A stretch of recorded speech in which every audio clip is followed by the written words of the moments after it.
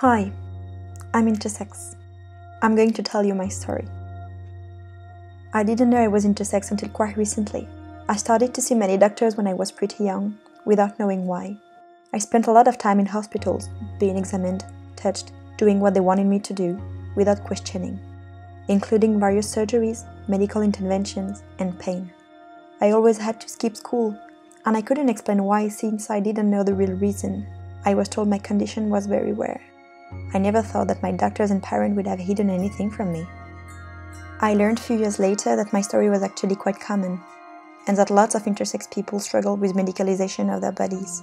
Some of us go through unnecessary surgeries or hormonal treatments. Others do not, but all of us encounter ignorance and people trying to feed us into the binary system of male or female bodies.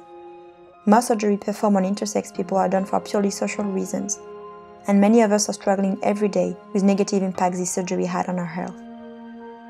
Nobody explained anything properly to me, but everything was making me feel that something was wrong, and that I was different. I was told not to tell anyone about something I didn't even know myself.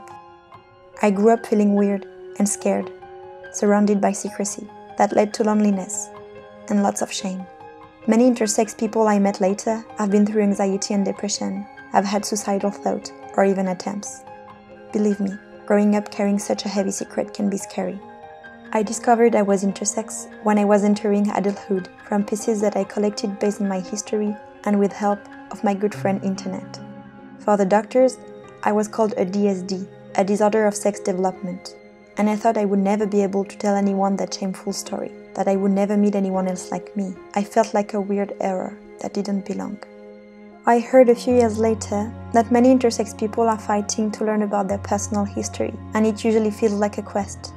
Many intersex people try for a long time to get their medical records back, but they are often met by closed doors. Our bodies and minds are like puzzles that we try to connect, but at that time, we are still on our own. But one day, I met another intersex person, and we shared a lot. And for the first time, I felt understood and not alone. I learned new ways to speak about myself and my history. I finally was able to reflect on it and create a positive self-image. I finally felt confident. Today, I'm part of a new family. I met my peers. I can exist as me and I feel safe.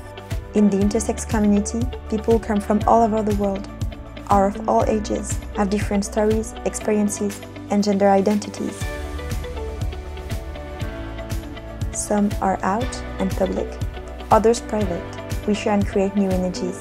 I went from being an I to being a we. We are the I that stand for intersex. We are here, we exist. Intersex people are born with sex characteristics that does not fit the typical definition of male and female bodies. But being intersex is also about sharing a common experience of medical invalidation.